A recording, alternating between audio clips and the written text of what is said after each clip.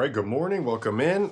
Baseball and coffee time here on Wednesday, January. What are we? January 28th already? Oh, hi. Can you guys hear me? I think somebody messed with my mic while I was gone. But good morning, everybody. Hope everybody's good. Frigid outside. Going to get into a couple things today. Hope everybody's having a solid week so far. Let me just get myself organized here. We're in a little bit of a rush this morning, so a couple things took a minute. I have a throwing session after this, so I'll probably keep this to about hour and a half, hour 45, and then I'll go ahead and head over to that. Okay. See, we have some people in here. Thanks for letting me know. Took me a second. My mic looked like it was off for a minute, so sometimes that happens.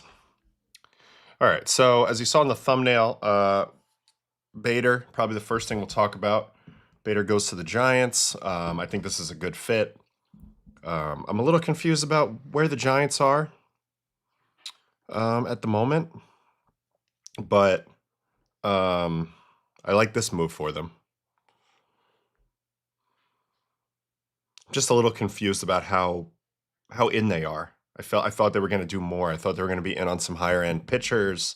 Thought they were going to be in on, continuing to keep the foot down.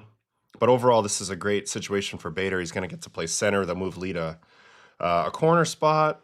Jung-Hoo Lee, he'll go to right field. Helio Ramos will be in left. And then he'll be able to patrol center, which is what he does best. It's a great ballpark to run balls down in.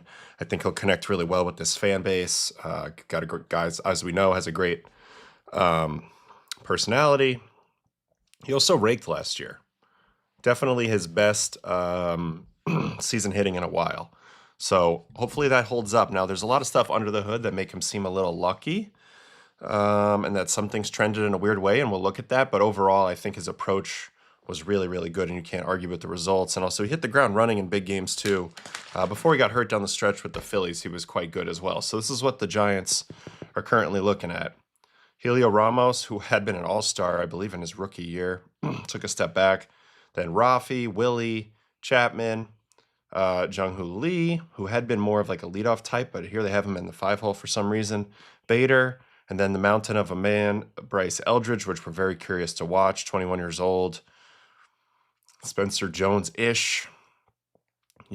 Upside obviously is there with how big he is, but a lot of swing and miss in his game. Casey Schmidt, who's now a second baseman, and Patrick Bailey, the best defensive catcher in the game. I think pretty clearly, obviously, there's, Dingler and also Kirk, but Bailey seems to do probably the most there. So he's in the 9-hole, but he's the everyday guy. This allows them to move Drew Gilbert into a true fourth outfielder role, which I think is a good spot for him right now. And Tony Vitello, we'll see what he brings to the squad and how it's going to be. Let's go take a little look. I see your question in there, Philip, and we'll get to that in a minute, but let's refresh on Bader's season last year. He has become a major journeyman here at this point in his career. Very intriguing. And you see, all the expected stats hate his production from last year, but in real world, he put up a 796 OPS, 277 average, 347 on base, 449 slug. That is a far cry from what he was doing the previous 2 years, where he had low 600s or mid 600s in the OPSs. Much more power last year. I think that was ultimately a little bit more of the focus. Him and Pete Alonso, they both started working with basically a consultant off the field. Where's my exit? Here it is. Consultant off the field, kind of helped them with a little bit with their approach. And yeah, I mean, you can see he really trained the bat speed. Bat speed training went way up last year. So even though a lot of the profile's the same, doing more damage when hitting it, I think, is a big thing. And he's definitely a guy who sits on pitches. So he's always going to look bad at times. He's going to have some at-bats where they just look empty. But when he can do a little more damage, now you're talking about a guy who has potential slug in his game. But he also plays great defense. The defense has never really let up. You see the outs above average for his career. Simply put, he's one of the best outfielders of his entire generation. Arm strength is great. Speed, still at 85th percentile. That's pretty dang good. Ooh, this is a new coffee. This is Manhattan, also by Partners Coffee out of New York. But these beans are called Manhattan, where I was using Brooklyn before. So we're getting through all the boroughs here. This one's got an interesting taste, though. A little nutty to it, but I really like it. All right, what do we got in here? He had some clutch hits, too. That's right. I think he plays better in big moments. He likes the big stage. And can somebody get Bader a hat that doesn't fall off his head on literally every play? I think he's growing that hair long now, so he's always, he's always messing around with different styles. Let's look at the home runs he hit last year. All pull side, as he split the year last year between Minnesota and Philly. I mean, that's looking for a slider right there. Middle, perfectly on time. Launches one right there off of Porter Hodge. This is a walk-off homer.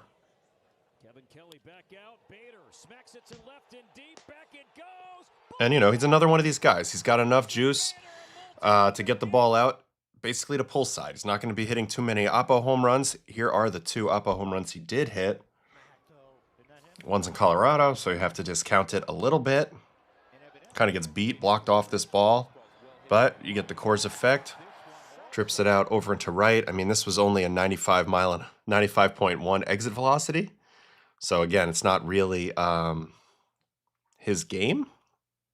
Let's see if we can see this other one. This is in Cincinnati. So both of his Oppo shots are in ballparks that kind of help aid that.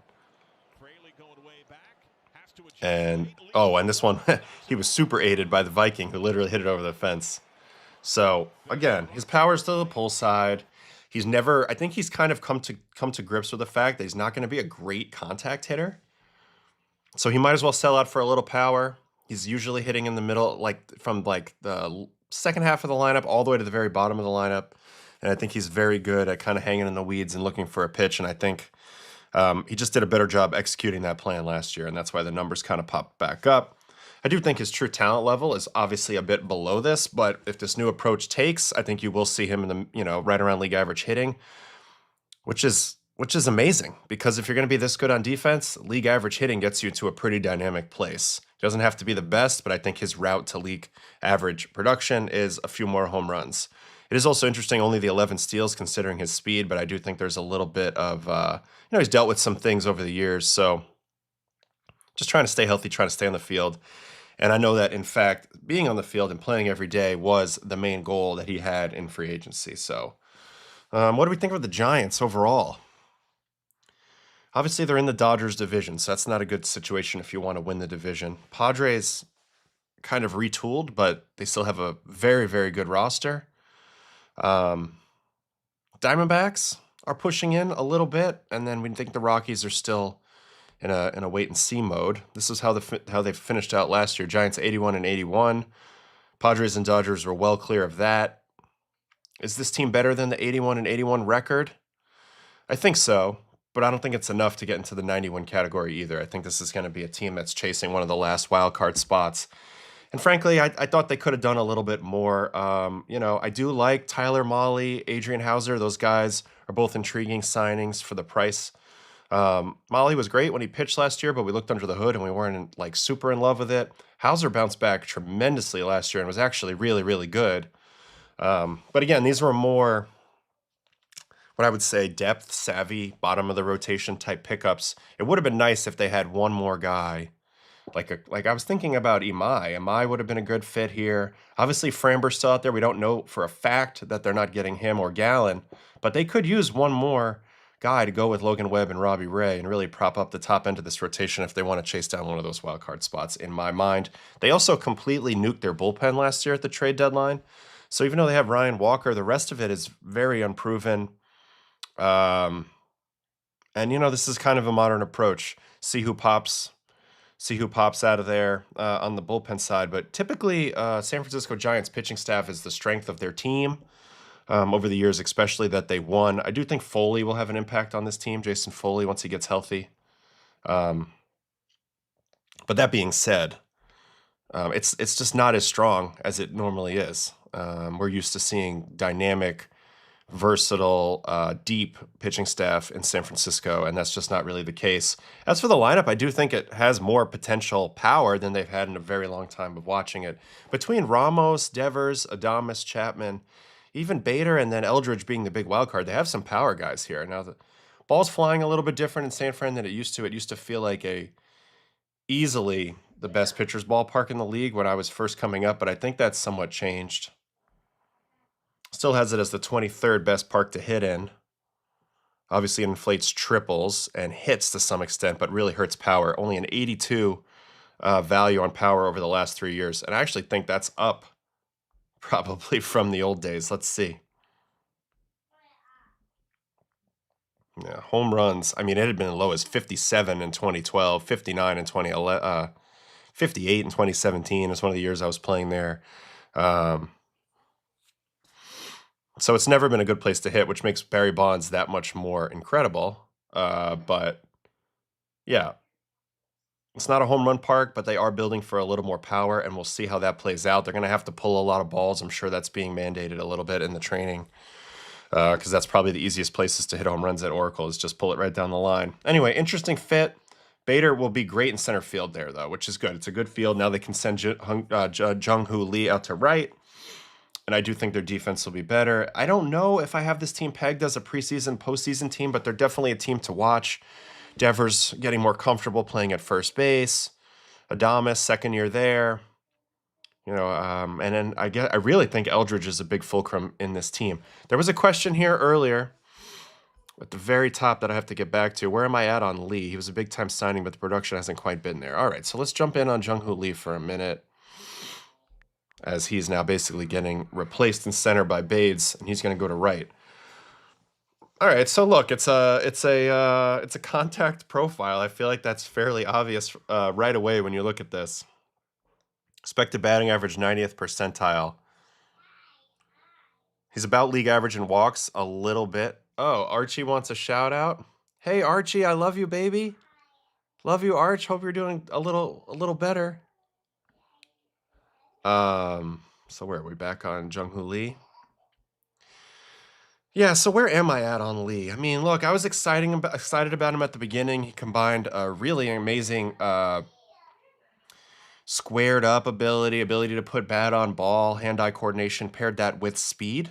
So that felt like a really good combination for an on-base percentage, for a batting average type of approach. Unfortunately, 266, 262, each of the first 2 years over here. Obviously, the first year was extremely cut short. It's good, not great. It's not quite.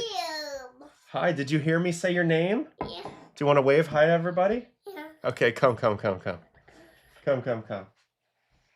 You're home from school today. You say hi to everybody? Say hi. This is the camera right here. Yeah. Did you hear me talk to you? Yeah. I love you. Gonna go back to mama? Yeah. Okay. All right, there you go, buddy. Had to take a minute for the kiddo. So where am I at? I think I'm at a we don't know enough information yet. There's some parts of his game that are exceptional. There's some Luis Ariz type ability, Jeff McNeil type ability with the contact game. And if you get the balls to drop your way, you could easily hit 300. He hasn't gotten that close to it yet, but I do think that's the goal. Now, one thing that's a little bit concerning is this range outs above average, -5. We were sold that he was going to be a big-time outfielder. That really hasn't come to pass yet. He does have a great arm, but I just feel like we don't know quite enough yet. He should have his feet underneath him now. My beanie? Yeah. I was. Yeah, I figured it was somewhere. You want it? Yeah, I'll take it. But you don't have to bring it, but I'll take it. Archer's bringing it. Okay, Archer will bring it. Yeah, he's coming. So I think now that he has his feet under him, we'll really get to see what we think, but you know, thank you. Now I'll switch to my beanie. Thanks, Arch. Oh, you're gonna take the other hat? Okay. Because like when you have this type of offensive profile with very limited power in it, I mean, look at the barrel percentage, 10th percentile in barrels. He just doesn't hit the ball hard. You need to be really, really, really good in the other areas to still have offensive value. And I think that the bat to ball skills are there. A lot of it's going to come down to if he can maybe get the walk percentage up over, and then he'd be really doing a good job for this club and be getting on base for the boppers. But I haven't, to be honest, I haven't watched a ton of him yet. I did face him one time in 2024 at the beginning of the year, but I haven't watched him enough to have like a huge, you know, written in stone opinion on him yet. Yeah, he had a really hot streak in 2025 of hitting, so he had flashes of elite. It's just about harnessing that. To me, he is in a tough division. He's going to face a lot of guys, but this is the first year where I think he's had a normal offseason. The team is under new management. There's more danger in their lineup, and I think that will help a leadoff guy that his job is to basically get on. Interestingly, that has the same expected batting average as Jacob Wilson this year. So again, you know, his job is to get on base for the boppers and hopefully to turn that defensive acumen around, play a little bit of, you know, right field can be a tricky place in San Francisco. You got wind, got a big wall with a lot of weird ricochets, but there's opportunity to throw guys out there. If you're an aggressive outfielder, you could be good, so we'll see. Obviously, Bader will be taking care of the gap pretty well, so that will help him. But I just don't know. He's only 27. I'm not going to give up on this guy yet. I think that there's some tools here to be productive. It's, you know, like when we looked at Luis Ariz and we wonder why he's not signed, it's because he doesn't have any of the defensive value. He doesn't have age on his side, speed on his side. So ultimately, he's a one-trick pony. This guy is a one-trick pony, but could be more than a one-trick pony based on his tool set. So I'm tempted to be optimistic on Lee, but you know, it's not like I've watched a ton of San Francisco Giants baseball last year. I don't have a huge opinion on that. I do think Eldridge is really a big fulcrum with this, because if you go to like the prospect rankings, once we get those to pop up, I mean, this dude right here, he's only 21 years old, and he got a cup of coffee and nothing happened last year in the big leagues. But in the minors, I mean, this guy kind of ran through it at a young age. In AAA, he had an 836 OPS in AAA with 18 jacks as a 21-year-old. There's a ton of swing and miss in his game, but this is a guy that if he can make contact and put balls in play with how hard he hits it, he's going to make a big difference. Issue is, he did nothing at the plate his first run through the big leagues. He basically just got out all the time, swing and miss, and you know, hit 107, punched out a million times, only got 3 hits. So I'm fascinated to watch this guy play baseball and see how he fits in with the rest of this crew, because to me, he's kind of like the X factor that could really push this team up into much more of a threat offensively. So we'll see. I mean, even in the small sample, you can see the ex-Woba loves him because he hits the ball hard. Average exit velo 95.6, barrel percentage 25, hard hit. I mean, almost 70% hard hit. So, you know, this is a very typical giant man profile that we've seen a lot. It's just a matter of, can he make enough contact against the best pitchers in the world? So we'll see. Yeah, I'm not even a Giants fan, but if Eldridge can come up and be a guy for them, that can change the lineup instantly. And that's my feeling on it. When you go look at that lineup, Bryce Eldridge, you know, he's going to be the young pup on this team, but he's probably the strongest man on this team. So right now he's in the 7 hole. And I, for one, am very curious to watch him in the early going. Very fascinating to watch him in the early going. All right, let me get back in the chat here and see what you guys are talking about in here a little bit. Yeah, I saw this in the Discord.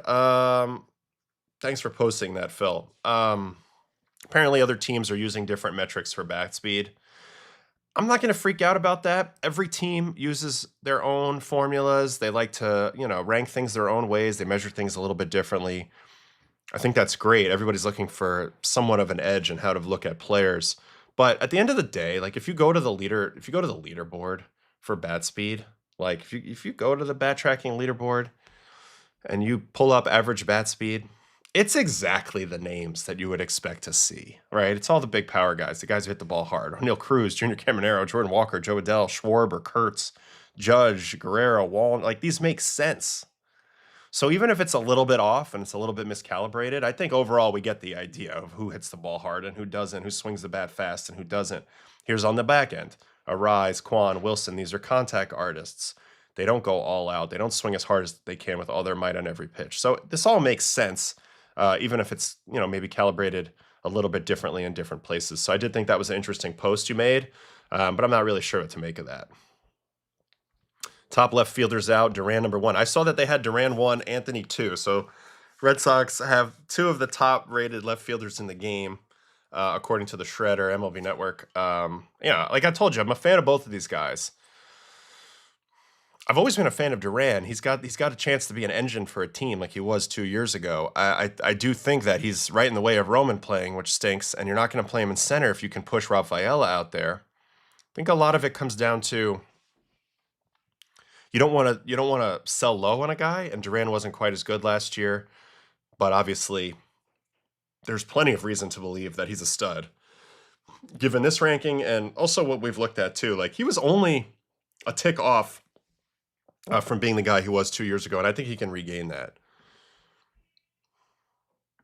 Would pitcher framing fall into catcher defense, you think? No, it's absolutely part of catcher defense. It's one of the main categories. There's at least of the measurable ones. Framing, blocking, throwing. Those 3 are massive. Obviously, there's game calling and other things, but that were a little bit harder to measure. But those are incredibly important. And framing, because there's so many chances, you can really affect the run value of things quite a bit with good framing. Yeah, and these were the left fielders according to the Shredder. Jarren Duran, Roman Anthony, and then Cody Bellinger number 3. So they're buying in heavy to Roman in the short sample, but I am too. I think he's that good. I might even have him number 1. I think he's a better hitter than all these guys. I really do. This is a question about the Orioles. Yes, I'm a big believer in Adley. I love what they're building in Baltimore right now, but this is a little bit of a make or break year in terms of like his trajectory. I think he'll be around no matter what, but to be a stud, he's got to reassert himself this year, but I think he can do it. Number 1 overall pick, done it in the past, stud. Perfect fit for San Fran, gonna love that left field wall. Yeah, I mean, Bader, I think he's just a perfect fit in San Fran. I was wondering where he was gonna go the whole year, but this one made a lot of sense to me. D-backs continue to be the scariest team to me, in my opinion. Let's go look at the D-backs for a second while we're in this NL West talking point, because there are 4 teams trying in this division, and I was wondering if it was futile for like the Diamondbacks and if they should pull out, but they've kind of done the opposite. They've continued to retool. They held on to their big 3 in the top of their order: Perdomo, Marte, and Carroll. They added Nolan, who's looking to make a big bounce back. So I like the incentives, in his mind behind that. I think he'll be comfortable in Arizona and he'll add something, and hopefully he can get some mojo. But, they have an interesting team. They have some young guys at the bottom end of their roster that can really hit. They have a lot of speed. They did bring back Merrill Kelly. I do think, and they brought in Mike Soroka. I do think this rotation is mid at best, but this team does tend to punch above their weight. They're very well coached. And they've always been a team that finds a way. Curious if they can bring back Gallen or another pitcher into the rotation. And then in the bullpen, I love the Loizaga signing as an NRI. We know about his upside. But again, this is kind of the crew they've been rolling out there for a while. And as long as they don't abuse these guys, they should be okay. But ultimately, their pitching staff is their issue. I think they have a great offense, and I think their pitching staff is probably bottom half of the league. But I expect Mike Hazen to be pretty aggressive with depth options with this team, and then we'll see where they are. So that's the Diamondbacks. So the Diamondbacks and the Giants, and then there's also the Padres. Just take a 1-second quick re-peek at the Padres to make sure I know what I'm talking about. They re-signed Kinger, which was big. The lineup's basically the same, basically, so I really like that. I know there's no Ryan O'Hearn anymore and a couple things, but that's still a good lineup with big potential. Rotation, Musgrove is a big fulcrum here. But I actually like San Diego's team better than Arizona's team. Love their bullpen. I think they have a more all-around team. I'd still put them as the number 2 team, and then Arizona and the Giants are probably duking it out for the number 3 team. But I do think there are certain key players on each side that can really boost that up. It would be a young pitcher popping on the Diamondbacks, or it would be a young hitter like Eldridge popping on the Giants. And also, can the Giants push and get one more player? Please, Framber Valdez? That would be amazing. So that's a little bit of my NOS thoughts real quick, outside of the Dodgers, obviously, who are way ahead of the pack. All right. Giants will be the same old, I'm afraid. They've basically been a 500 team for like a bunch of years in a row outside of that 107 outlier season, 107 win outlier season. Yeah, I really like some of their players, but I'm afraid it won't be enough for them. Like, again, I think they're duking it out for the 3rd spot. That's mid. You know, it's nothing great. It's nothing great. Giants are bringing their fences at the stadium. I don't know about this. I mean, they won 3 championships in 6 years with the big configuration, and I know a lot of teams are doing this, but to me, I don't know. Sometimes it's good to lean into ballpark dimensions that are a little bit different. It can really help you build a team that has an advantage in said dimensions. And I think the Giants have always, at least the teams that won in my generation, in my time playing, where they beat you 3-2, 2-1. Just they outpitched you, and they were a rally type offense. So I don't know if I would move it in, but perhaps. All right, what else we got here?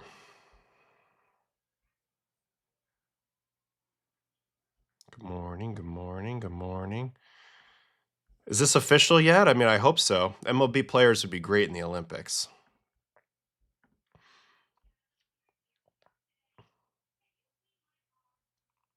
I've seen it said that chasing bat speed can make guys lengthen their swing and put themselves in a position to make decisions sooner than their skill level relies. And yes, I think when you swing big, you're more likely to create a longer swing.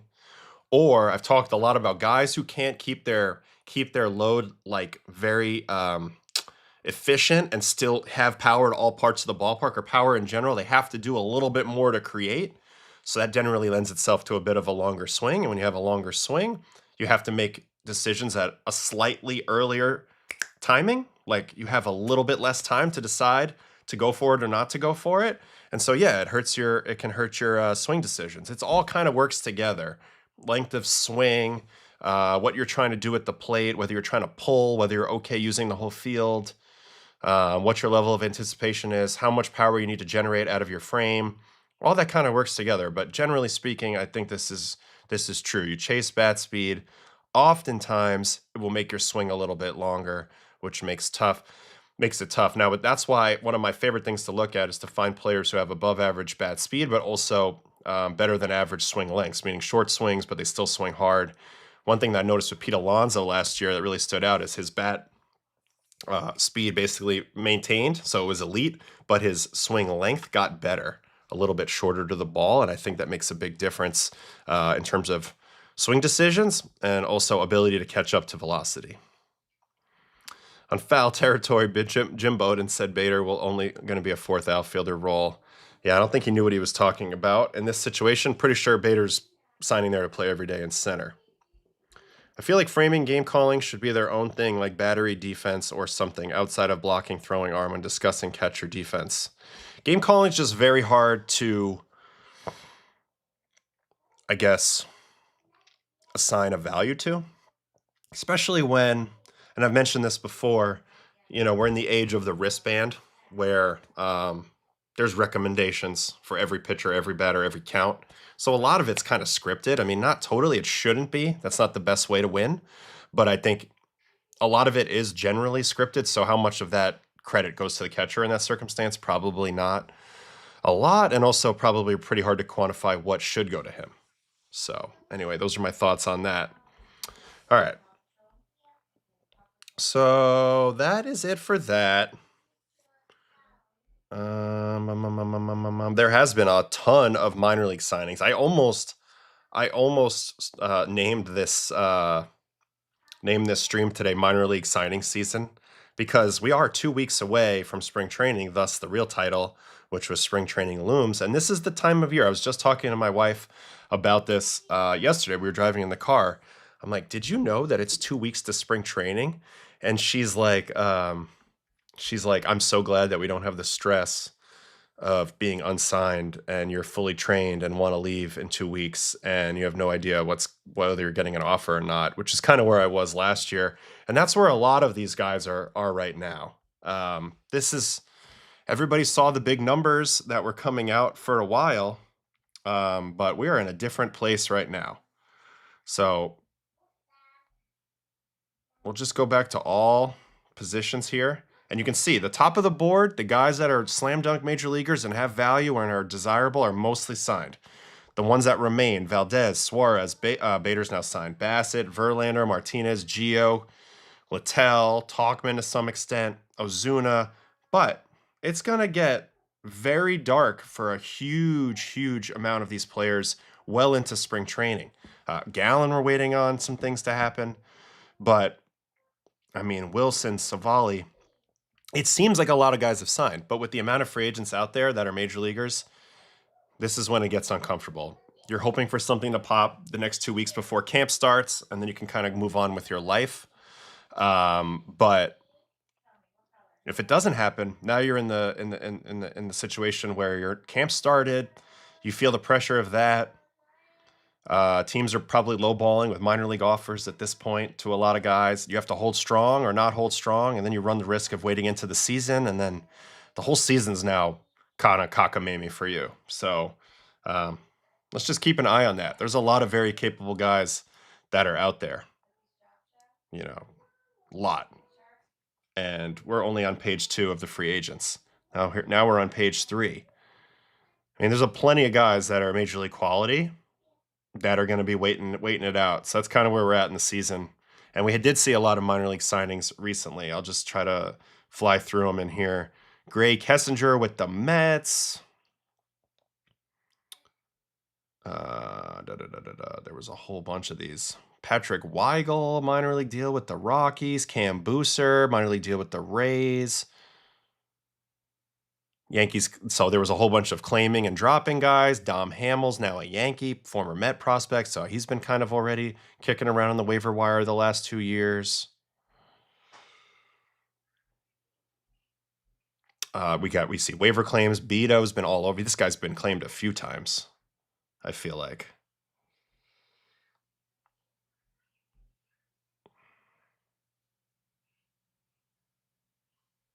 And yeah, it's all just it becomes bottom feeding pretty quick at this point. Dylan Carlson, minor league deal with the Cubs.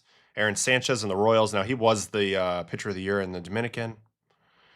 So again, like a lot of these guys that are trying to make teams and they have no illusion that they're getting a major league contract, this is where they lock in their spring training situations. They go there, they try to impress, they try to become one of the next man up during the season. But for the people that are major leaguers, this is where you hold tight and you just kind of sit there and hope that the right offer comes in, something exciting, and that you're not all of a sudden in a full panic situation in 2 weeks. But that's definitely kind of where we're at. And there's a lot of good players in here. Littell gives you 180 innings. Cam Booster was a great story. I mean, you're going to find some big guys that pop out on, NRIs and all that. But this starts to become a little bit sketchy for a lot of players. Are unsigned free agents freaking out right now? Yeah, I mean, not fully freaking out, but if you have not gotten one offer right now, it's tough. Your internal clock's telling you 2 weeks. I mean, there's people at camps right now. I've seen videos of Red Sox people pitching, Mets people pitching down at camp. Yankees have 70% attendance already in Tampa. It's Super Bowl's coming. Once the Super Bowl happens, it's baseball season again. People are feeling that, and they have no homes. So there's a bit of a freak out. A lot of times the pressure comes from the family, wanting to know what's happening. You're constantly dealing with questions. Where are you playing this year? Where are you playing that year? And a lot of it's out of your hands, so it does become a little sketchy, as I've been talking about a lot. How much does signing late hurt player prep? Seems like folks get off to slower starts or get injured more often. I mean, we've seen it a lot of times. People don't get their feet under them. Spring training is such a useful time, especially for a veteran player, in your ramp-up process to make sure that as a pitcher, you're not doing too much too soon, really set yourself up at the perfect runway for the season physically, but also to get yourself sharp with no consequences if you pitch bad. And for a hitter, it's to see pitches. If you don't get to see a certain amount of pitches, that internal computer brain that Charlie Blackman was talking about when he was on the show is just not calibrated quite right going into the season. That's not good for anybody. Then you have a bad first month and you start hitting the panic button. So um, it doesn't always matter. Like I signed late in 2022 and had a great year, but it can really hurt guys. We've seen it time and time again. And unfortunately, teams are so concerned about winning deals than making sure their team is clicking on all cylinders come opening day. And those teams that miss out on the playoffs by a couple games, they kind of deserve it, in my opinion. They don't really get it. So, all right, what else we got here? Yeah, see, Nolan McLean's already in camp pitching. Exactly. Damn, I skipped your question. Did I? I think I saw it up here. Hand size, finger length. Hand size, finger length correlate to having an advantage when it comes to pitching, if any. This all matters, but a lot of times in different ways than you think. Sometimes a small hand can set you up for success with like a weird pitch. I played with some guys that had smaller hands that lend them to having that ride cut shape. Also, if you have really long fingers, traditionally that was always thought that would help you with changeup because you have more length of your fingers for the ball to kind of have more time as friction coming off to kind of kill speed. Pedro Martinez famously had very long, very flexible fingers. I do think finger strength matters a lot, even for health and also for spin rate. So particularly pinch grip strength. So when I train grip strength, I mean, I do main squeezes for the flexor, but when I do these pinch, these two, you're training everything that's in here to kind of be able to take on the load all the way down the chain of the forearm. So honestly, I think it all matters, but we don't know enough about the specifics of that for me to comment on that. Sorry, I had skipped your question there for a second.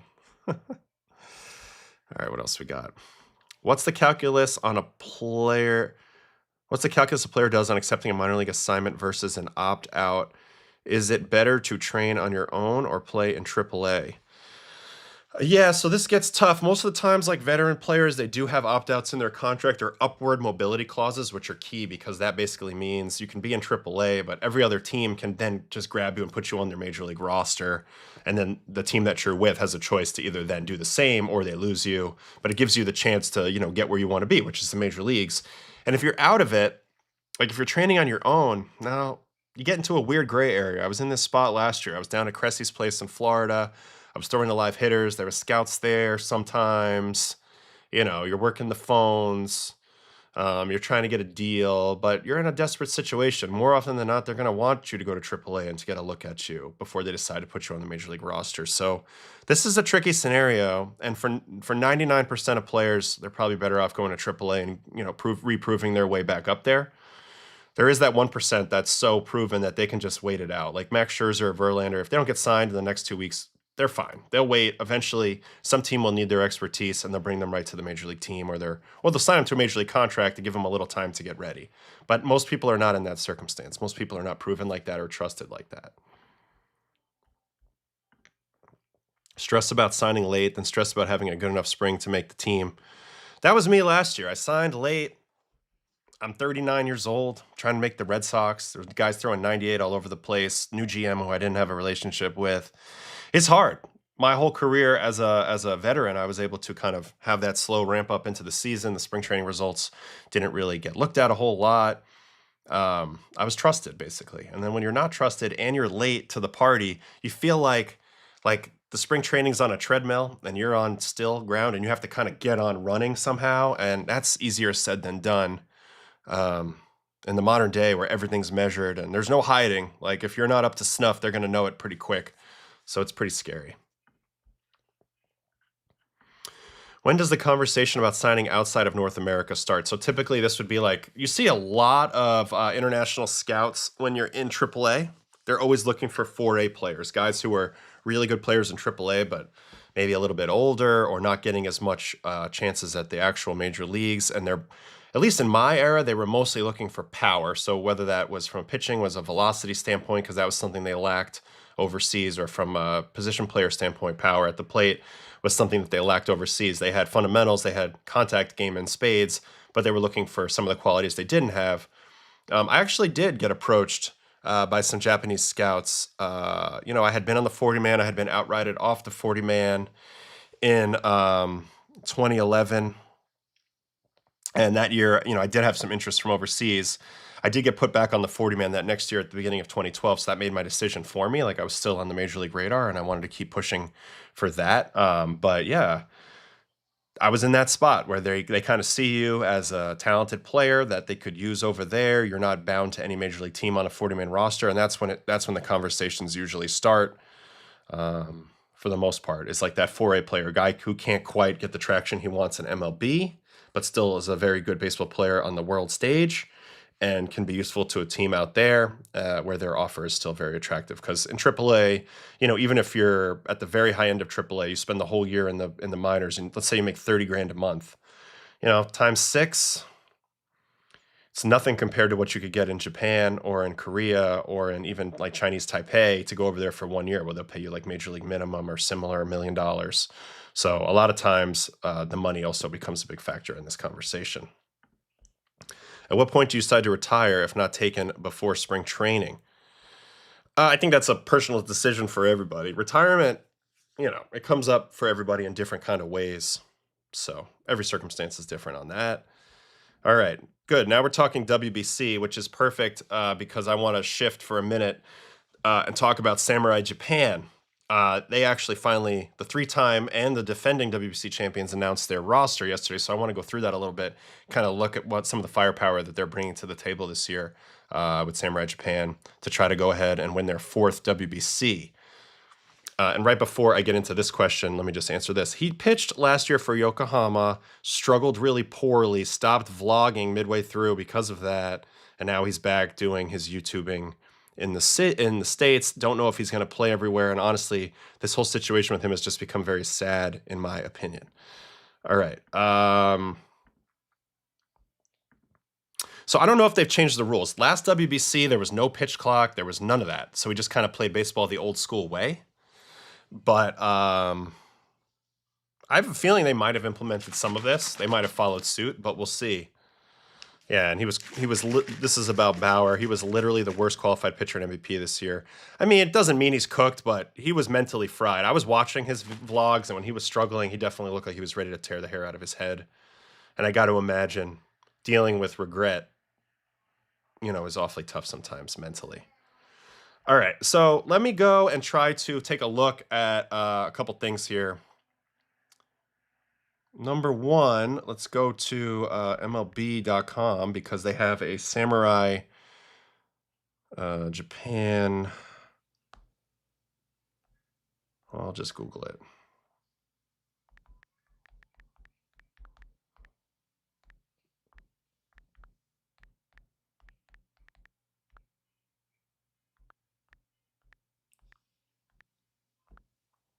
I think I saw it on MLB. Yeah, here it is. So this was fully announced yesterday, and then I also want to pick up. We gotta see if I can find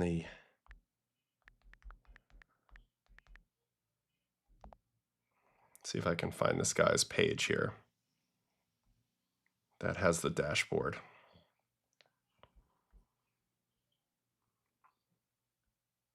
I heard Samurai Japan is bringing in Darvish as a coach to help with the pitch clock and other stuff. Okay, so they are dealing with the pitch clock. And I also, David, I cannot wait for this tournament. This is going to be so great.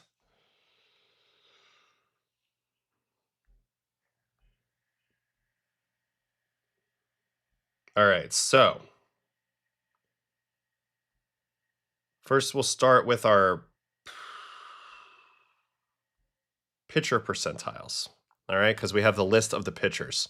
So we'll go through the pitchers and we'll just see who are these pitchers that are on Samurai Japan. So the first one is Daichi Ishii from the Hanshin Tigers.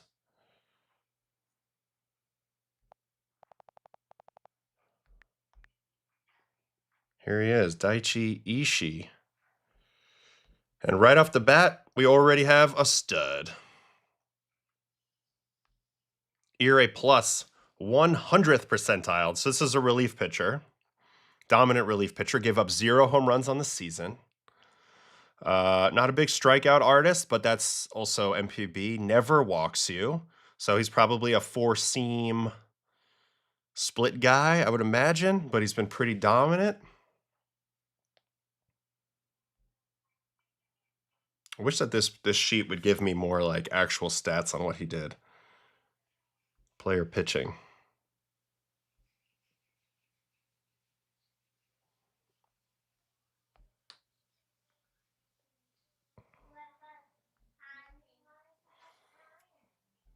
It's not letting me scroll on this stupid ass map.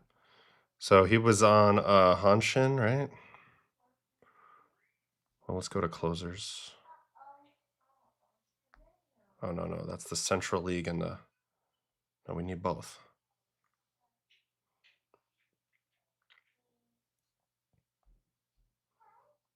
There we go.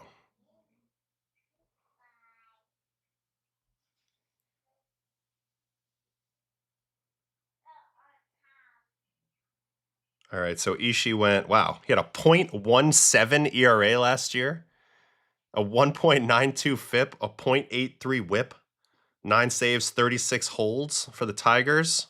So this is going to be a dominating setup man. Will be the first guy that we will see. Daichi Ishii. Intriguing. All right, who's next on the list? Ito from the Ham Fighters. Hiromi Ito. Go back to my pitcher percentages.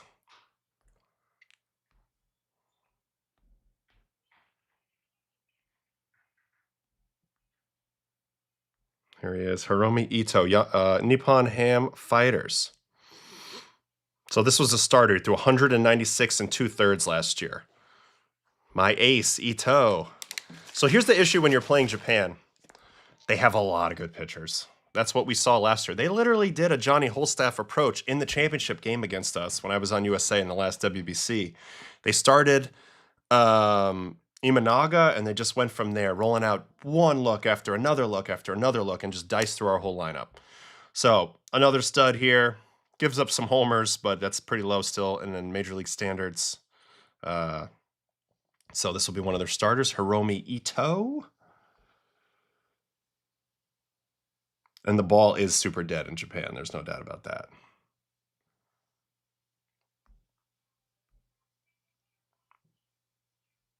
Let's look at the numbers on Ito.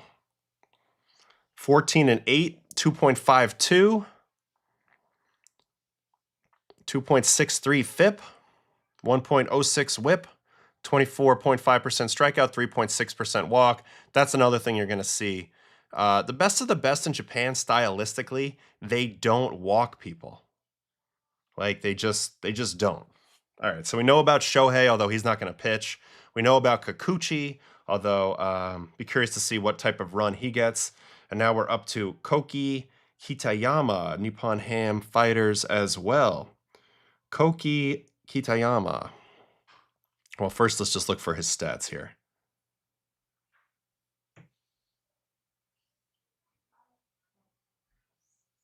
Here he is, 149 innings, 9 and 5, 149 innings, 1.63 ERA, 2.76 FIP, 1.05 WHIP, 23.9% strikeouts, 7.5% walks, which would still be below average in MLB, but for them, that's a little bit too much.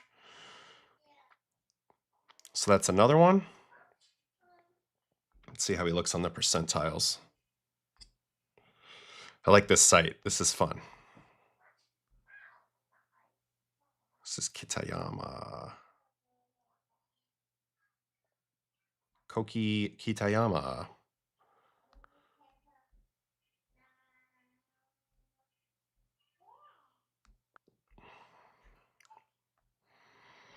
Yep, pretty much above average all across the world. This is YahooCosmo.com. YahooCosmo.com. This has all the percentile rankings out there for the Japanese league. So here's another starter. And really, this is the thing that I'm demonstrating a little bit by going through these pitchers. Pretty much every one of these pitchers was unhittable in Japan. So these are all guys coming off great seasons. Granted, it's a dead ball, but great seasons with huge confidence coming into this tournament. And they're going to have a ton of depth. Like, they were going to put a good pitcher on the mound pretty much the whole time.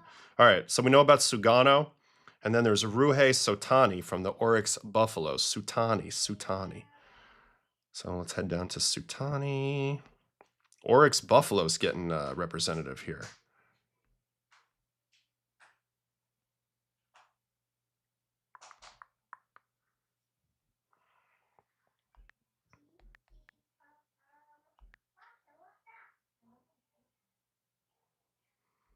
Did I spell this wrong?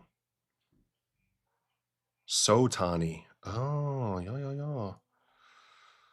Sotani. There he is. All right. So here's the next pitcher on our list. Ooh, first one that we've seen where he was below average in ERA plus. Lefty, though. They needed a lefty on the lineup in the team. Another guy with a very good walk rate, above average in strikeouts. Let's go look at his stats. Sotani, player pitching.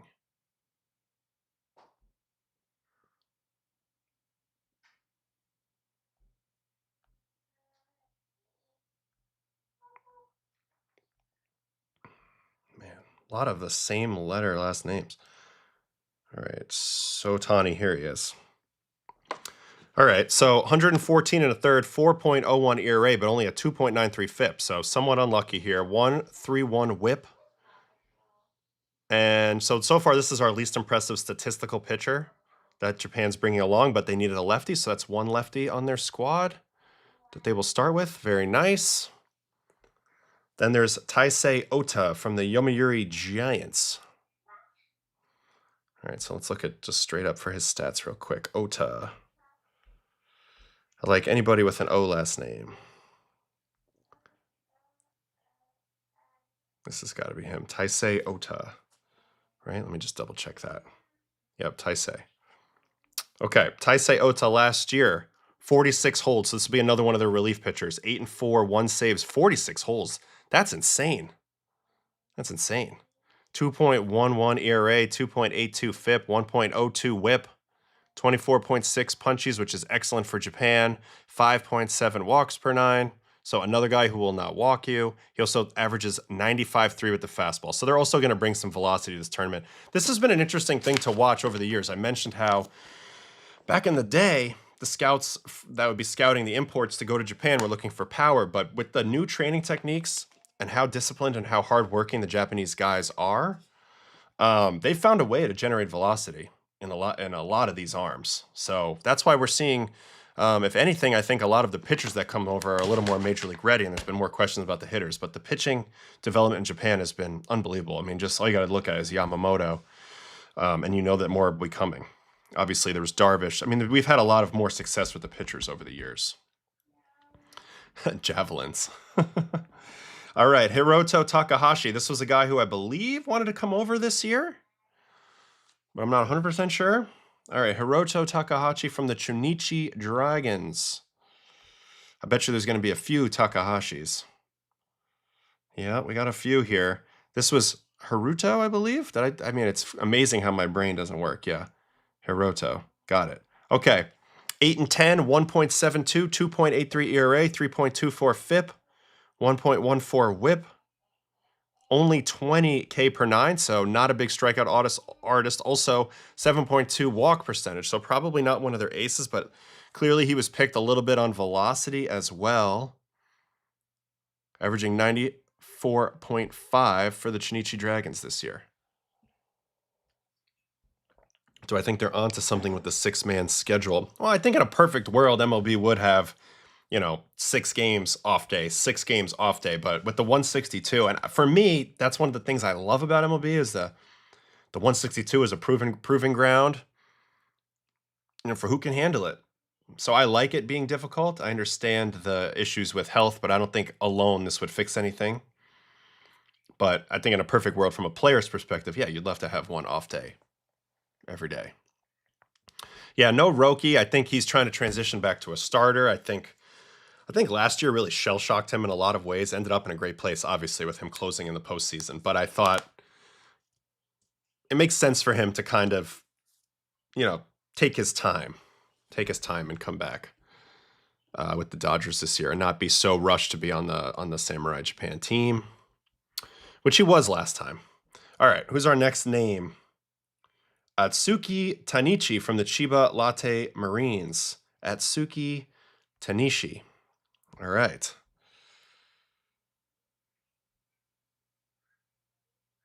There he is. Another starter. 9 and 8. 160 and 2/3, 2.63, 3.15 FIP, 24.2 K percentage, 7.5% walk percentage, averaging 92.4 for the Chiba Latte Marines. So that's another guy. I'm curious to go back to the pitcher percentages though. I want to get a little more idea. Looking for Tanishi.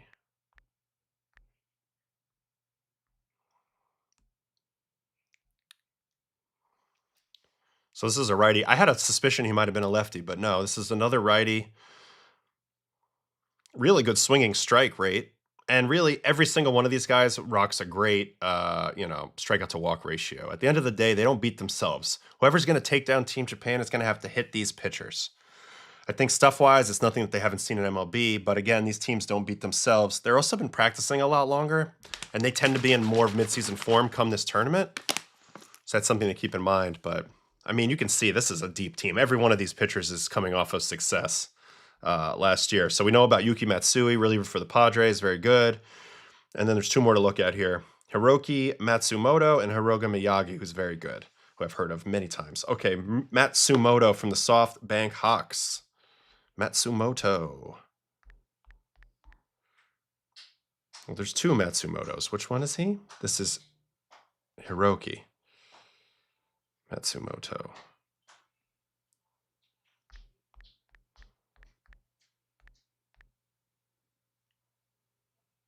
Is it Haru?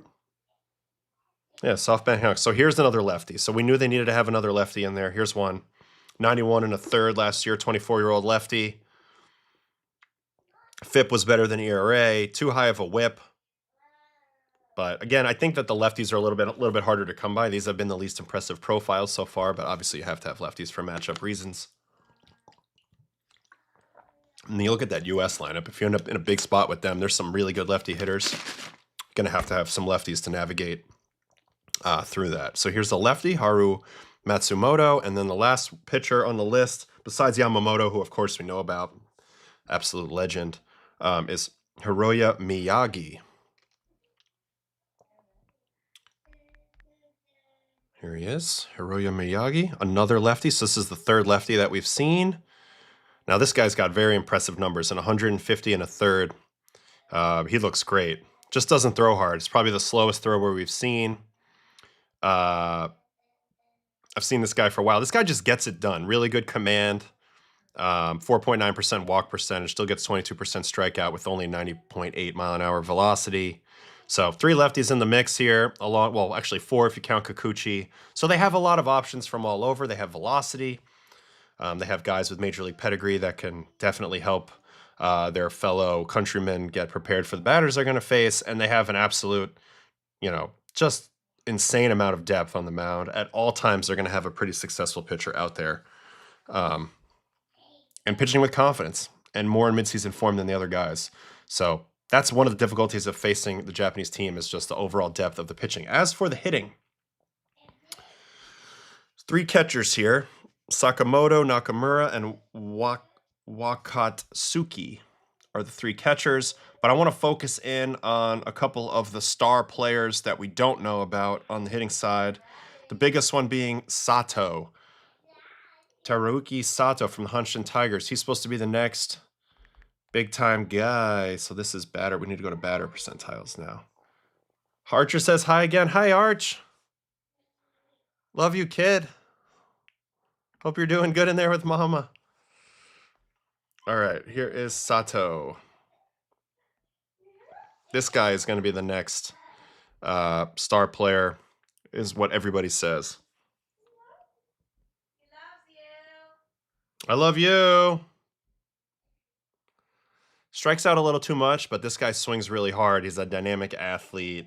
Third baseman, only 26 years old. Probably be the next guy that comes over. He's actually so good that we might actually want to go watch a little bit of video on Sato. So let's go ahead and head over to YouTube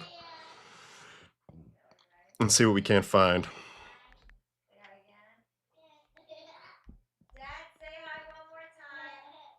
Hi, Archie. Love you.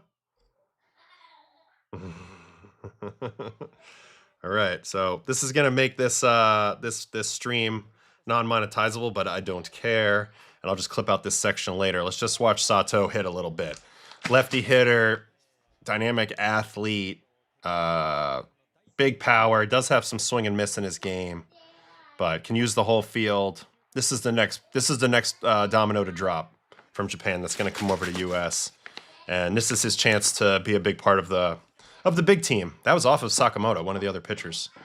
That will be his teammate this time. So curious to watch him. Obviously, they're going to have Shohei, who's the god, and they're going to have Okamoto, and they're going to have Seiya Suzuki, and they're going to have, I don't know if Murakami's playing or not. I have to look at that roster. So they're going to have bigger stars, but this guy's the next one.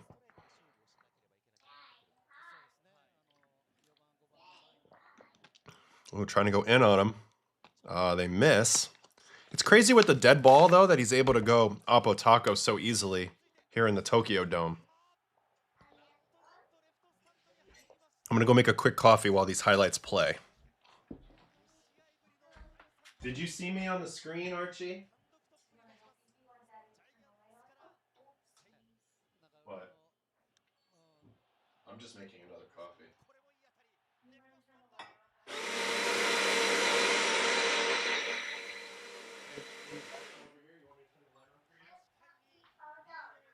Mommy's got it. I'm going to turn the light on for you, okay, Archie? I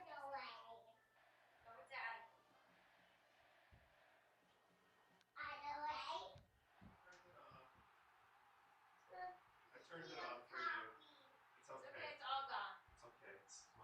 Mommy's allowed to spill. It's her house. It's okay. All right, let's make this coffee. You didn't spill? Well, yeah. It's not your fault, obviously. Do you take his temperature?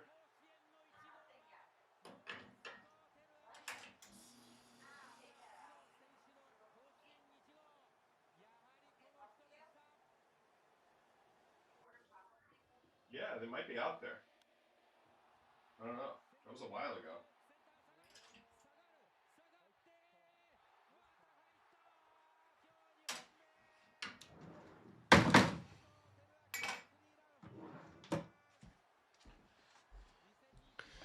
All right, I'm back.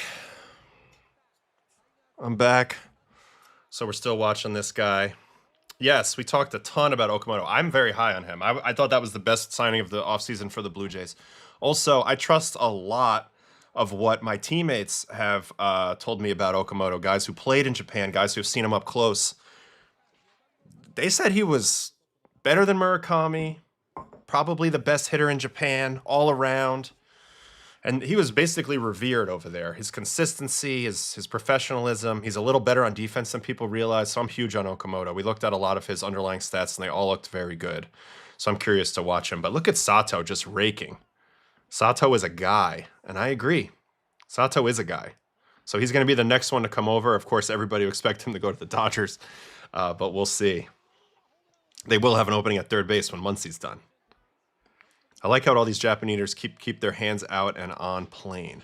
They do a great job of kind of getting their, like the traditional Japanese stances where their hands are a little bit away from the body, and then like the take back is very simple. A lot of them do have too big of leg kicks that end up having to get shortened up when they come to MLB and they face the best pitchers consistently.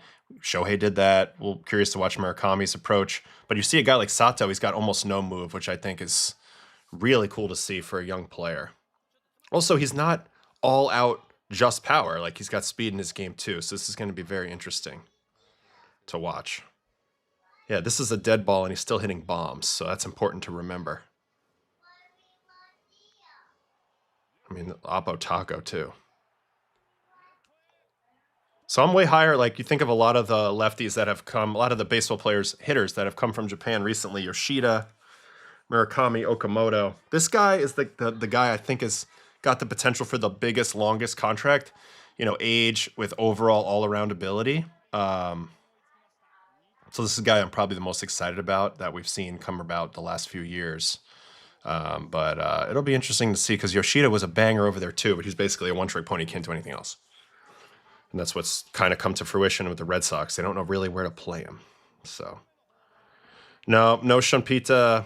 I was looking for him earlier. He's another one that's a big-time up-and-coming pitcher, but he's not on the list. Not on the list. All right, so we've watched quite a bit of Sato. How much longer is this? Wow, we've only watched 5 minutes, and he's just destroying balls. So I'm going to pop off of this in a minute, and we'll go look at some other players. All right, that was Sato. He is going to be the third baseman. And when you look at this team, Okamoto will probably play first. Genda will play short. He's the defensive beast. Traditional stud at short. Murakami's probably DHing. And then I'm not sure who plays second, whether that's Maki or Kazono or Makihara. I'm not 100% sure. But maybe we can go ahead and I want to see like who led the league in that Yaku. I bet we have player batting. I bet we can go ahead and look at like who was tippy top and OPS and stuff like that. Oh yeah, Otani DH. So now they're going to have to find a place. Good call, Zach. I'm sorry. What am I thinking? Yeah, you guys are on me. You're checking me quick. Good job, guys. Show would obviously DH. So I don't know what I'm talking about. But anyway, by OPS plus.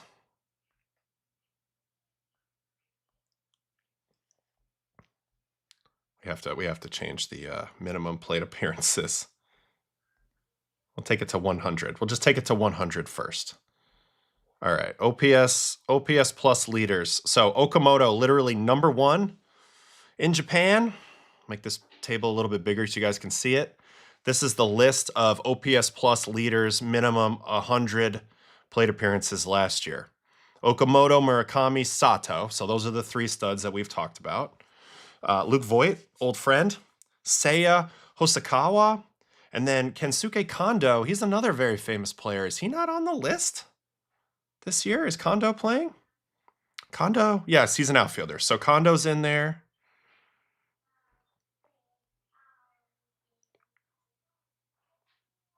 Hosokawa not in there. Okay, interesting. Morishita's in there. Then we see a couple of imports. Franmil Reyes, Austin Tyler Nevin's in there. Kitamura is on the team. He's got a lot less at-bats, but they're definitely bringing their best guys. Shugo Maki is an intriguing player. Yeah, Shugo Maki's primary position is second, so he'll probably be the second baseman. Genda is the shortstop, I believe. Let me see if I can't find a page on Genda. Curious to watch him. He's like notorious for like fouling pitches off, basically being an incredible defender. And that obviously has huge value in a tournament because you cannot have your shortstop not making plays. He's your quintessential contact hitting, light hitting, contact hitting, with incredible defense type of player for the Cebu Lions. Sosuke Genda. See if I can find anything on him on YouTube because he's usually a pretty good fielder. How do you spell his first name again? Sosuke.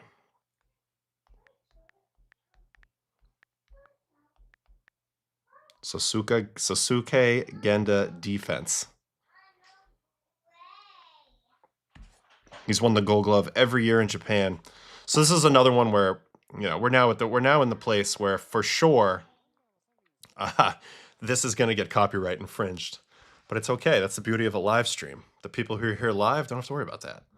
Wow, look at that bounce throw. That's beautiful. So this is the first position that I've seen where obviously I'm sure at catcher it makes a big difference too, but they're really prioritizing defense. Genda is basically unassailable on defense for Japan, and he's basically been the shortstop on Team Samurai for a bit. And you need a guy like that. Backhand. One hopper. Beautiful. Exceptional range. Unbelievable fundamentals. Knows how to use his bounce throw to his advantage, which you gotta love. See him going both ways.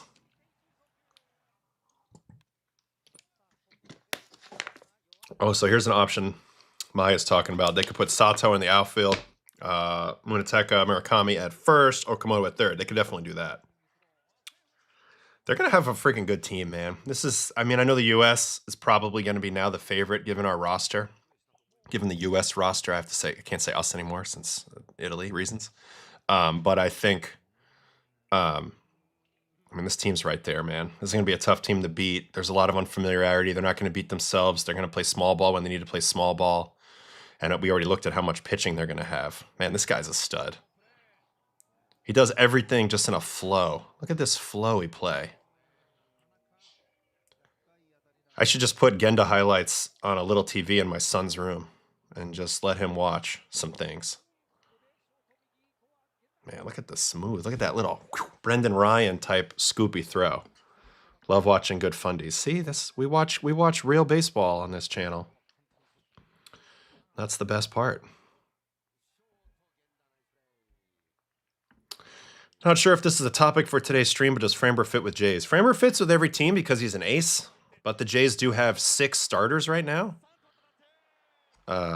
Cease, Gosman, Savage, Barrios, Bieber, as well as Ponce. Not to mention Lauer. So they have 6, maybe 7 starters right now. So yeah, would Framber make them better? Of course, but then I think they'd have to reimagine a little bit of that. I'm very curious how it works out with Barrios. Man, look at Genda picking it like a booger out there. I've been wondering about this a little bit. Are the Yankees a dark horse for Framber? The only real thing they've done is bring back Cody, and then they made a really savvy trade for Weathers, in my opinion. They do have 3 lefties when they're all said and done. They'll have Rodon, Weathers, and Fried. So a 4th lefty would be weird. I do love lefties in Yankee Stadium, but I don't really feel like they're going to be a player for Framber, to be honest. But I mean, look, he'll make any team better. I continue to say the Giants would really benefit from him, but I think the Orioles as well, and they seem to be, you know, the betting front runner at least. I think the Jays might be skeptical about Savage being a starter long term. Yeah, they don't have to worry about it too much right now. He's making the league minimum. They don't have to commit anything. They can kind of do what they need to do. Man, look at that all dirt infield. You don't see that in the U.S. too often once you get out of high school. Yeah, Kyle Teal, catcher. Young stud, White Sox, former Red Sox, got traded for Crochet. All right, so we're watching these Genda defensive highlights, which are fun. Let's watch him turn the double play here. That's why he's on the roster. So we get the idea. The guy's a freaking beast with the glove. All right, who else we got to take a quick look at on the Japanese team? Assuming all the catchers are great, they're kind of boring. Let's look at Maki, because we think he's the starter, and then let's look at Kensuke Kondo, unless anybody else wants me to look at Shuto or Morishita. So I'm curious to look at Shugo Maki. Shugomaki.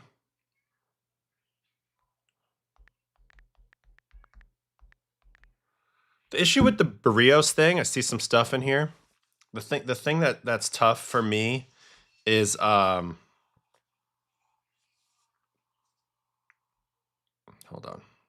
The thing that's tough on me is like everybody is smelling desperation in the air and like unrest in the air with Barrios, so you're not going to get offered fair value for him.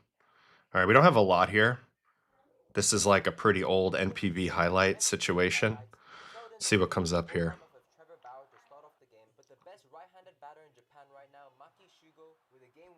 I don't know what's going on. This is just NPB highlights August 30th. This is not a thing.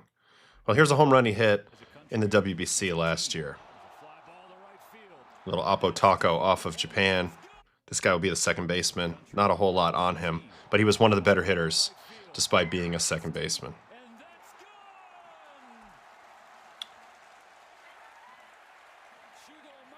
All right, and then the other guys I wanted to look at was Kondo, right? This is another pretty famous player over there, Kensuke Kondo. Let me go to the dashboard for him. outfielder. So if they're going to move Sato to the outfield, it won't be for this guy. This guy will also be playing lefty hitter, SoftBank Hawks, who are kind of like the richest team over there. They're kind of like turning into the Dodgers in Japan. As you can see, he rakes. He's not a fast guy, not a great defender. They have him basically listed as a DH, but this guy will get some at-bats because he's a good hitter and it'll make them a little more dynamic. Let's see if we can get some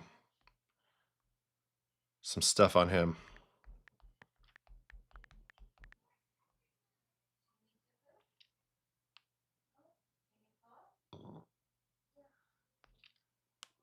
Well, here's the 20. And then there was one more name, right, that I was curious about. I mean, it's crazy how many guys are on SoftBank that made this roster. You got 1, 2, 3 hitters, and then 4. Oh, I guess that's it. Only 4 guys on the roster. For some reason, it felt like more for a minute there. Oh, there's 5 if you count them all.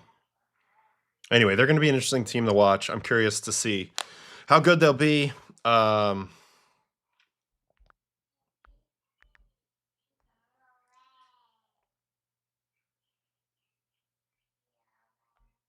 This is what it kind of looks like.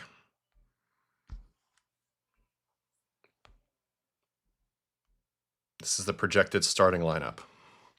So they have an alignment with Okamoto not in there, which I don't probably agree with. Okamoto's probably going to find a way in there. But Morishita in left, Shuto in center, Seiya in right, Sato, Genda, Maki, Murakami in the infield, which makes a lot of sense. Obviously, they like to find Okamoto in there.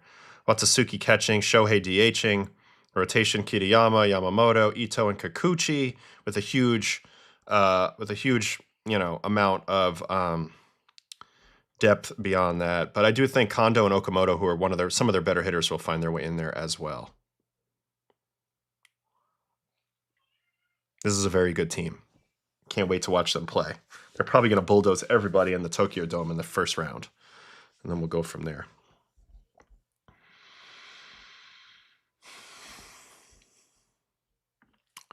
All teams in Japan and Korea are owned by corporations or even an industry league like an indie minor league that is also corporate owned.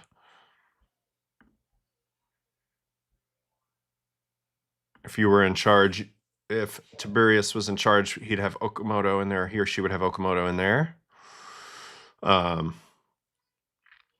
think I would too, but we'll see. Kershaw is a proper mop-up dude too with no team restrictions. Yeah, I mean, how valuable is the mop-up guy? I guess if you're blowing a team out or getting blown out.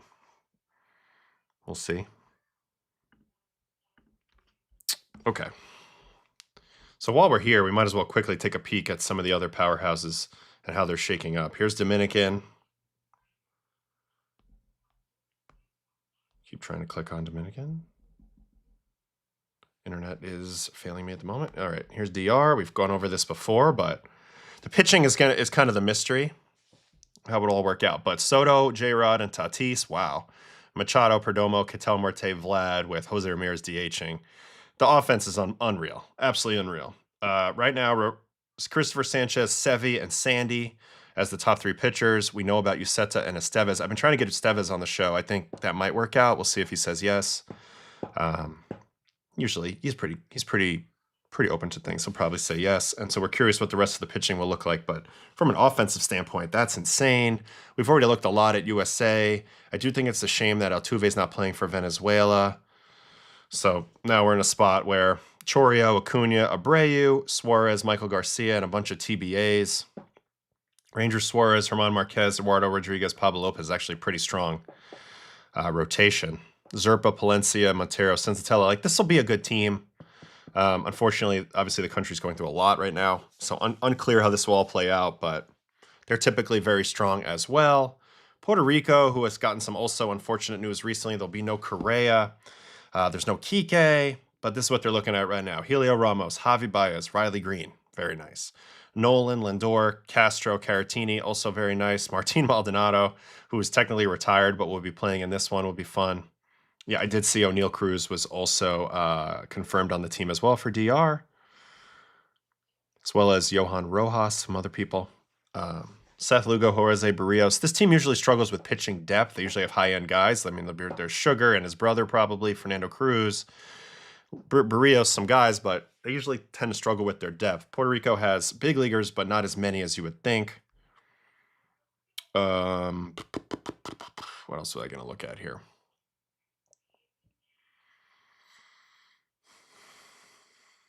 Let's look at Korea.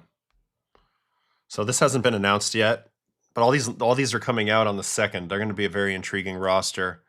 I don't know if Edmund's going to play or not, but Koo Ja-wook, Jung-hoo Lee, Jahmai Jones, Kim Do-young, Hae-sung Kim, Hyunjin Ryu is going to play, which I love.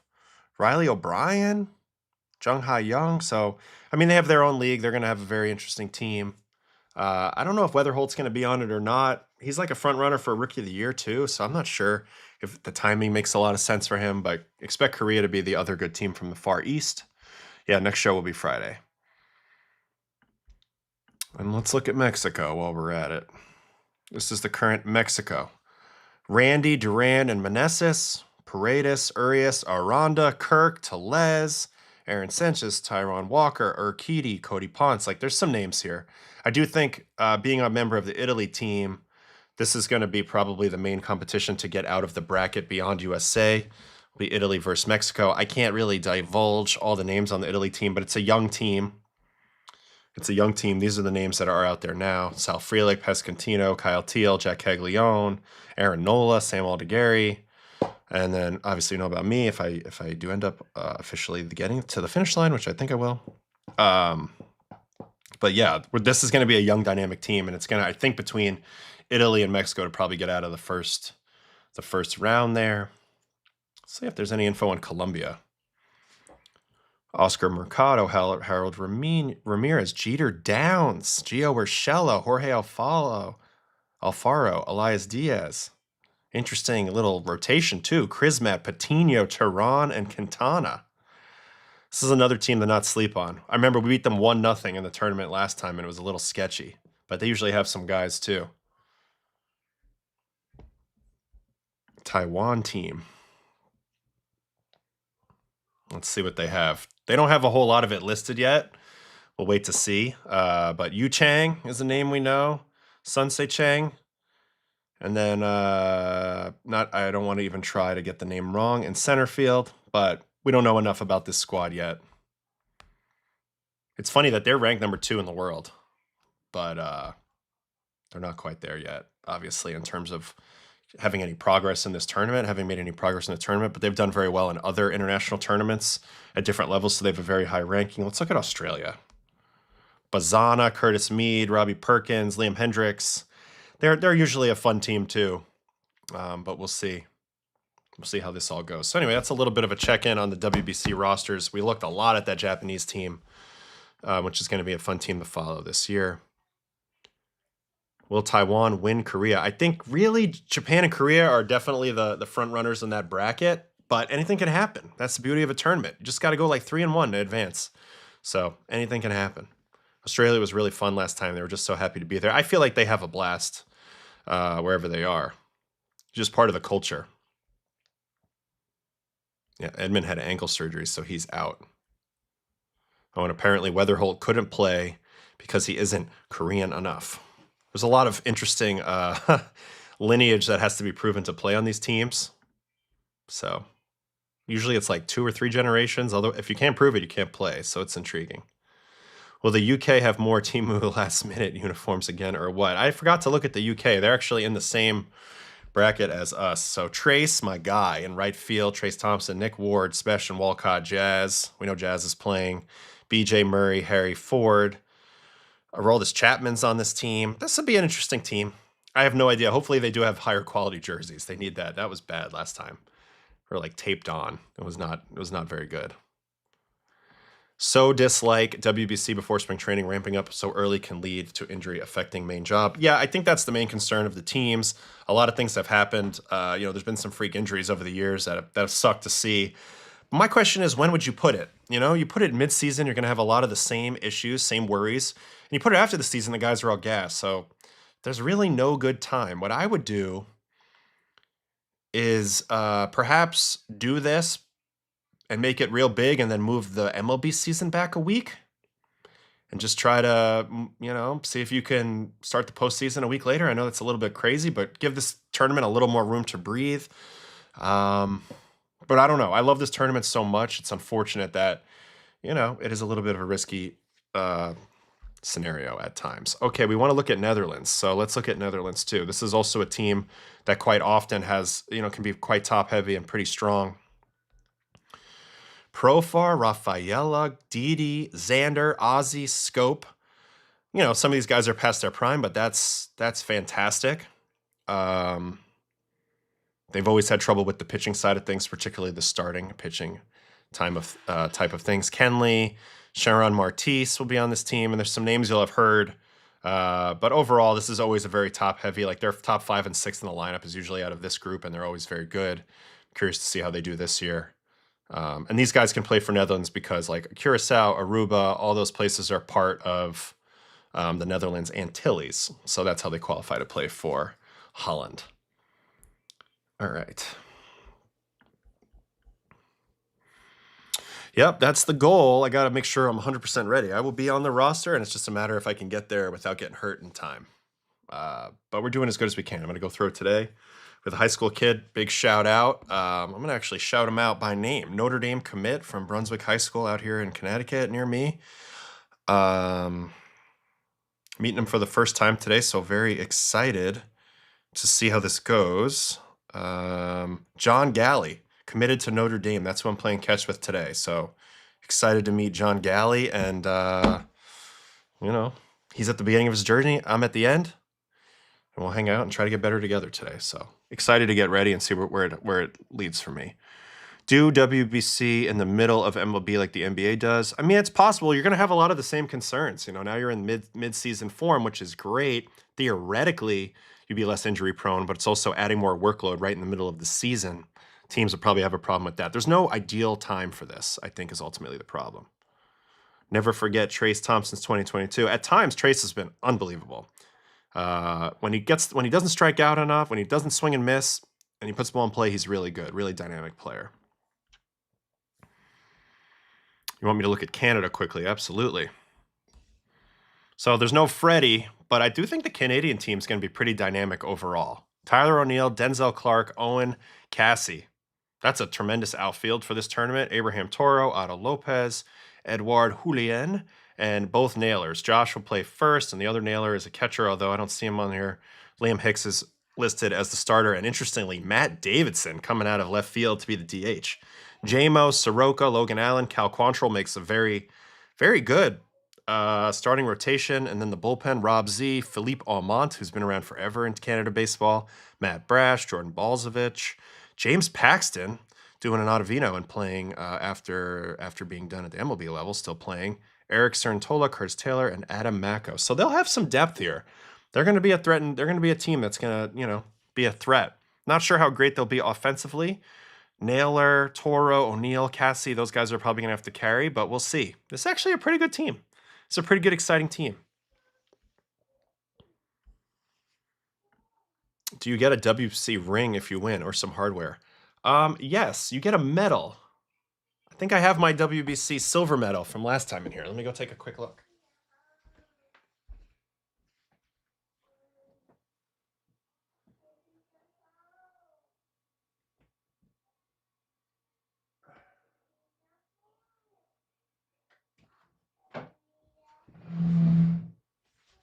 Do I have my silver medal in here?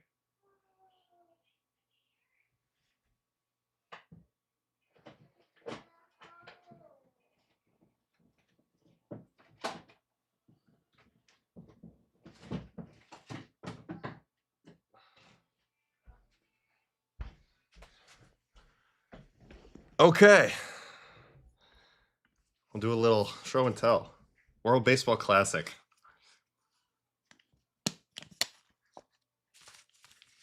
And this is what we got for coming in second last year. It's a silver WBC medal, 2023 finalist.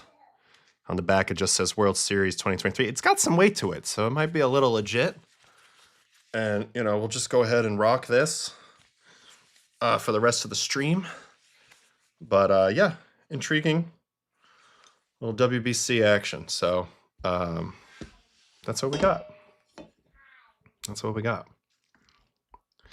All right. I think that's probably it for looking at some of these teams. There's not really any other teams that are super interesting. Maybe Panama. Edmundo Sosa, Yohan Camargo. Nicaragua. Nicaragua's got a full team here. Dawson, Munigua, Montes, Leighton, Zamora, Vientos, baby. Swaggy V, third base. Trujillo, Chester Cuthbert, former Royal. Wow, JC Ramirez is a name I haven't seen in a while, so that'll be a fun team. But anyway, I really like this. I'm really excited to watch this tournament. You know, it's just so intriguing. I love tournament-style baseball. Every game is more important. Yeah, Swaggy's in. This was just fun. Anything can happen. Obviously, you'd think some of the top teams will probably win this thing, but it'll be fun to watch it no matter what. Appreciate this comment. Thank you. Thank you so much. Yeah, Freddie dropped out. He couldn't play.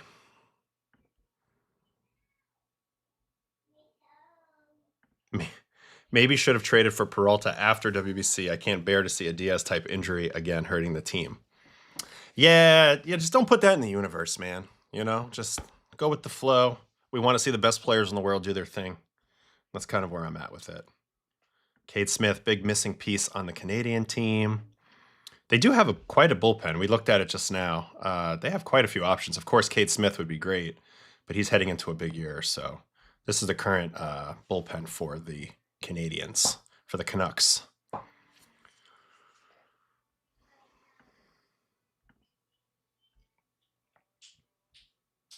Peralta still undecided. Trust me, in his heart, he probably wants to play, but obviously new team, walk year, free agent year, all that. Be interesting to see how that goes. All right, I think that's enough for WBC talk. That might be enough for the show. Let me just go check over here on trade rumors because I got to get ready to go throw. And there hasn't been a whole lot that's been going on, to be honest with you. You know what we never talked about much was Yu Darvish contemplating his retirement. So we'll do 2 seconds on this because this is a little important in that it seems like he's going to help Samurai Japan as a coach. This is the Yu Darvish career since coming over. A legendary player, an iconic player, one of the greatest pitchers in the history of Japan. Huge, like 50-mile-an-hour fee paid just for the right to negotiate this guy when Texas ended up signing him. He was unbelievable in Texas when he was young. I remember Troy Tulowitzki telling me 2012, 2013 that he was the nastiest pitcher he ever faced. I've heard AJ Pierzynski say he was the nastiest guy he ever caught. He's been a great mentor to younger guys. His career has been a lot up and down. Obviously, we think he was tipping in Game 7 of the World Series versus Houston. So there's a lot of things that were not so good moments, but overall, I mean, he's been a legend. He had 33.6 WAR in his 13 years. If he continues to keep going, that would be awesome to see. He is paid for 3 more years, which, remember at the time, I was like, man, they're paying him into his 40s. That's crazy. But if he doesn't, and this is the end for him, this has been a heck of a career. Texas, brief stint with the Dodgers, Cubs, and then a long stint here with the Padres. And look, 2022 was a hell of a year. This was like a second gasp of awesomeness. 4.6 WAR. He went 16-8 with a 3.10 in 194 innings. The quintessential kitchen sink type of pitcher over his career. And honestly, I feel like a lot of people have copied his ways. I mean, look at that. Look at these pitch types. Slider, no, sinker, curveball, four-seam fastball, slider, cutter, sweeper, splitter, changeup. So, I mean, that's absurd. And he wasn't very good last year, but in terms of final results. But just a legendary pitcher, and whether he decides to hang it up or not, I wanted to give him a moment to give him his flowers. Great player. Great pitcher. Somebody that I watched on YouTube well before he ever came over to America. And now we've seen the entirety of the American career. And it reached some pretty high highs, probably not as high as we expected, but overall, you know, just an iconic guy. And definitely continued that floodgate of Japanese pitchers coming in. Yes, his son, Shohei Darvish, is going to play at UC San Diego. or he's either committed or whatever. I actually watched his youth prospect video, which is interesting. He was in New York City. I was like, oh shit, this guy's around. It's too bad if I had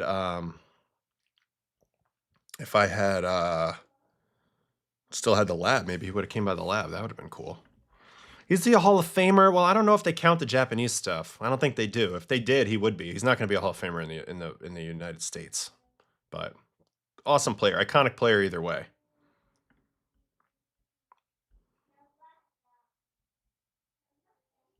Hurts the Padres not knowing if that money is free. And I think that's a big thing. Like, if he retires, he gives back all that money. If not, they're going to have to pay it out. So that probably affects what they can do right now in the offseason a little bit. So that's an important thing. And people were asking on the stream the other day, if he retires, does he have to forfeit the money? He have to void the contract. And I think that is the case. Of course, he could just rehab forever now and get the money. I don't think he'll do that. I think they'll come to some sort of settlement or something. Or he'll get healthy and he'll keep going. So we'll see. I was at 2017 Game 7. You could literally hear the charge whistle over the crowd. Yeah, not good. Tipping. Oh, this is the last thing we need to see. Sorry, guys. That I didn't mention this earlier. Escogido beat my Toros. They are the champions of baseball in the Winter Ball this year.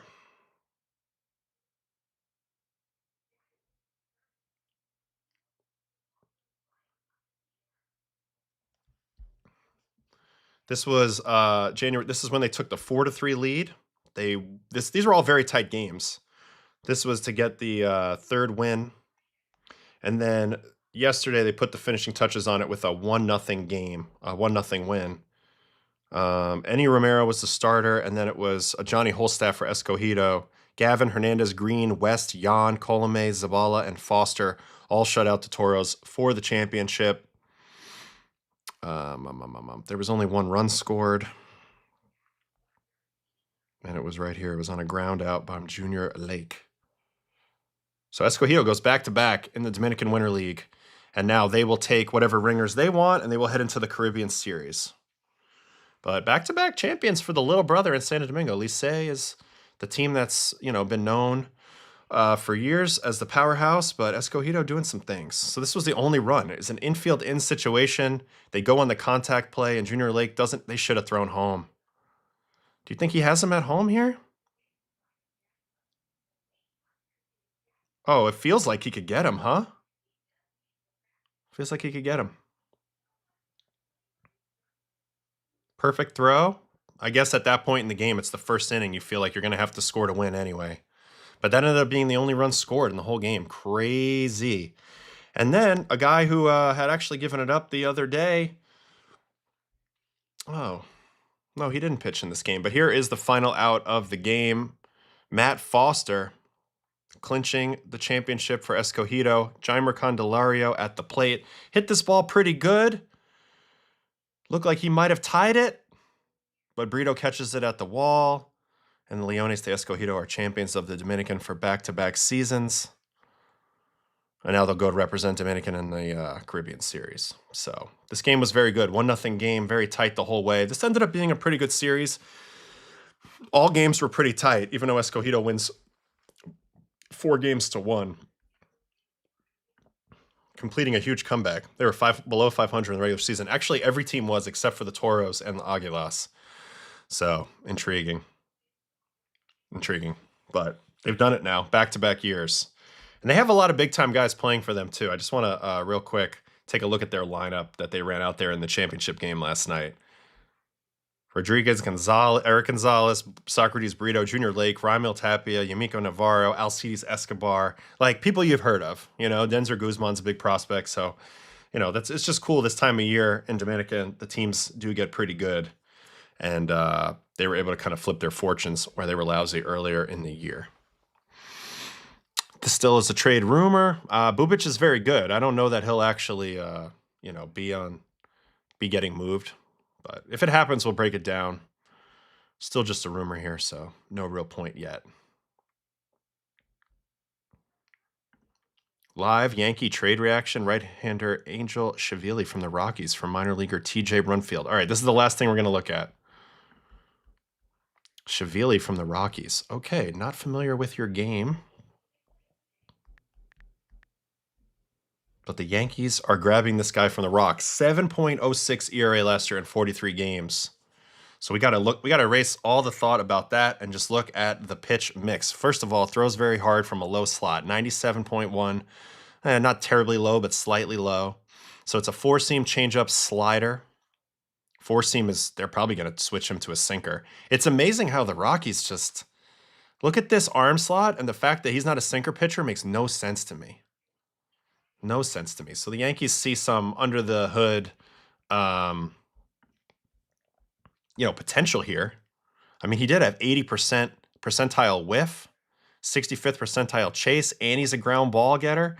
So my guess is they're going to immediately flip this guy with some grips. He's going to be a sinker guy. He's going to be a changeup guy. Probably very shortly. He's going to have tremendous drop, and then maybe they can reorient his fastball to get a little more lift on it. Also, getting him out of course field will change some of these numbers. But you see a profile like this, it doesn't make a lot of sense to throw a fastball out of this slot. So Yankees think they're getting something. As for Rumfield, who's the one going on the other direction, I don't know a lot about him. Uncle Ted's calling him a beast. I'm assuming Uncle Ted, he's a lefty hitter, huh? So does he immediately go into Colorado Rockies top prospects, or is he still going to be in Yankees?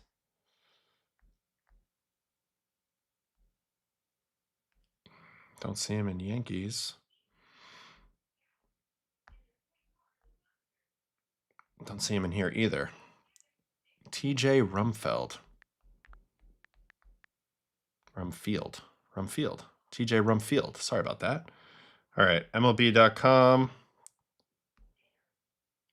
AAA 25-year-old. So this is a guy who's sort of blocked. He's a first baseman, but he did put up good numbers. 825 OPS in 2025, 16 home runs and 500 at-bats, 87 RBIs. This does hurt a little bit for my guy Troy Johnston because now this is his competition.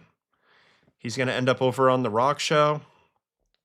And now they're going to have a little bit of competition at first base, which I didn't want to see because I want my guy, of course, Troy Johnston, to be the everyday guy. But it's a guy with no service time, 25 years old. Rockies take him. All they give up is basically a project relief pitcher. So I think this works for both teams. The Yankees have no need for Rumfield, and the Rockies have no need for Chavili. So both teams kind of swap pieces they don't need, and they'll see what they get out of them. So that'll be intriguing. And we'll see how this goes. All right, little mini trade here in the middle of the day here. Like that. Like that a lot. That's fun. And we're so in a weird era. When you look at a guy who's got a 7.06 ERA last year, doesn't matter if it's in core, 6.18. These are the type of guys that would never get traded for by big market teams. Now they are, because they're looking under their hood and they're saying we can do some things with this guy. We see some upside here. We think the Rockies didn't do it right with him. So intriguing move by the Yankees. I'm curious to see what comes out on the other side, or if this is just a little bit of a misstep. But I mean, it's only 23, almost 24. So got youth on your side at least.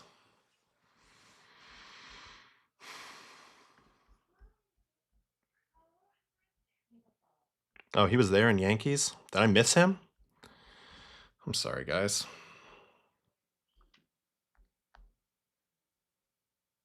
Oh, yeah, here he is, TJ Rumfield. Let's see what it says. 50 hit, 45 power, 30 runs. So he's a slow, lumbering guy. Son of a guy of Toby Rumfield, who played 14 seasons in pro ball and then was his high school coach. Texas Tech and Virginia Tech, 12th rounder by the Phillies. Yankees got him for Nick Nelson and Donnie Sands. So this year was a big step forward for him. He struggled in Double-A, but then he simplified his stuff last year, and he really raked. Can't really run, but he can definitely hit. His ceiling is more of a second division regular, so his greatest value to the Yankees might be as a trade piece. These were the numbers last year, official numbers in Scranton. Wilkes-Barre, 825 OPS, 378 on base, which is nice, 16 home runs, 70 walks to only 108 strikeouts. That's very encouraging. So it's an offensive profile with no speed, no defense. So we'll see. Intriguing little move there. And we'll see how it works out. Not that we were never really going to see him on the Yankees anyway, so who knows? I bet you Beatty would be naturally better at first. That's my gut instinct, but He could be okay in left. Be curious to see. He won a minor league Gold Glove. Do minor league Gold Gloves matter? Not sure. Has him as a 30 in fielding, so that's pretty bad. All right, I got to get going. I got to get going to do my throwing. So that's it for today. Me and my silver medal will say goodbye to everybody in the chat. And I'll be back on Friday. Hop in the Discord to continue the conversation, of course. Thanks for hanging with me and really looking at some random Japanese stuff and the World Baseball Classic stuff. Obviously, we talked a little Bader, but I appreciate you guys hanging with me today.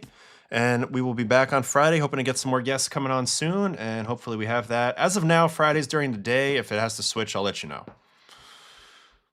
So we'll see. Not sure if it's going to be day or night yet, but we'll see. All right. See you guys next time. Thanks so much. Have a great day. Adios, people. Bye-bye.